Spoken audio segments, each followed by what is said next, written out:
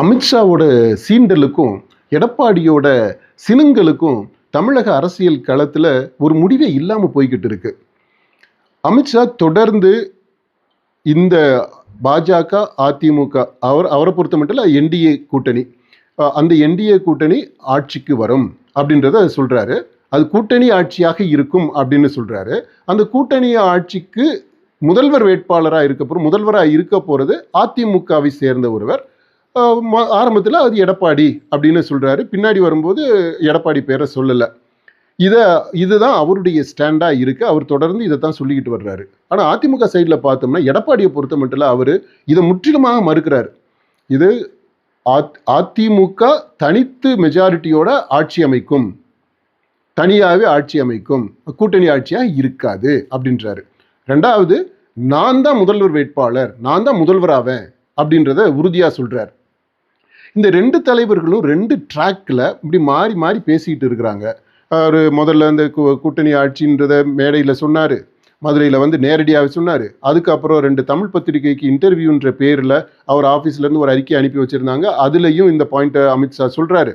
அப்புறம் இப்போ சமீபத்தில் திரும்பவும் ஒரு இங்கிலீஷ் பத்திரிகை சொன்னார், அதுலேயும் இந்த பாயிண்ட்டை சொல்கிறார். நம்மளை பொறுத்த மட்டும் இல்லை, தமிழ்நாட்டிற்கு உகந்த ஆட்சி, தமிழக மக்கள் விரும்புகிற எதிர்பார்க்கிற ஆட்சி கூட்டணி ஆட்சி தான், அதில் சந்தேகம் இல்லை. அந்த பாயிண்ட்டை பொறுத்த மட்டும் இல்லை, அமித்ஷா இஸ் ரைட், கரெக்ட். அவர் தமிழக மக்களுடைய அந்த உள்ள மனப்போக்க தெளிவாக துல்லியமாக கணிச்சிருக்கிறாரு அப்படின்றத நம்ம பல காணொலிகளில் சொல்லியிருக்கிறோம்.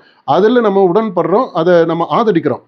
ஆனால் அமித்ஷாவுடைய இந்த தொடர் விளையாட்டு இருக்கு இல்லையா, அந்த சீண்டல் விளையாட்டு, சிறுமைப்படுத்துகிற விளையாட்டு, அது அதிமுக தலைமையை, அதிமுக என்ன சாதாரண கட்சியாங்க, பாஜகவோட 3 மடங்கு பெரிய கட்சியாக இருந்ததுங்க தமிழ்நாட்டில், பல மடங்கு பெரிய கட்சியாக இருந்தது, இன்றைக்குமே மிகப்பெரிய கட்சியாக இருக்குது ஒரு அதிமுக. அந்த கட்சியினுடைய தலைவரை இந்த மாதிரி அவரு நான் தான் முதல்வர் வேட்பாளர் அப்படின்னு சொல்றதுக்கு ஒரு என்டார்ஸ்மெண்ட் இன்னொரு கட்சியிலிருந்து ஒரு தலைவர் சொல்லிட்டாரு அப்படின்னு சொல்ற அளவுக்கு ஆக்கி வச்சிருக்கீங்க பாத்தீங்களா? இது எவ்வளவு இது மக்கள் மத்தியில் எப்படிங்க ஒரு கிரெடிபிலிட்டியை கொண்டு வந்து கொடுக்கும்? அந்த தலைமையை எப்படி மக்கள் ஏத்துப்பாங்க? தொண்டர்களே அவங்களுக்குள்ள ஒரு மனச்சோர்வு ஏற்பட்டுறாதா? அப்புறம் தலைவர்கள் மட்டத்தில், மேல் மட்டத்தில் இருக்கிறவங்கள்ட்ட, அந்த அஃபிஷியல்ஸ்கிட்ட ஒரு மிஸ்ட்ரஸ்ட் வந்துடாதா? மிஸ்ட்ரஸ்ட், அதாவது நம்பிக்கை குறைவு, சஸ்பிஷன் வந்துடாதா? இப்படியெல்லாம் இருக்கும்போது அமித்ஷா அவரு இந்த எடப்பாடியை கடைசி வரைக்கும் அவருடைய கட்டுப்பாட்டில் வச்சிருக்கலாம், அதில் அவர் ஜெயிக்கலாம். ஆனால் ஆட்சி அப்படின்றத பொறுத்த மட்டும் கண்டிப்பாக அமித்ஷா கைக்கு ஆட்சி வராதுங்க.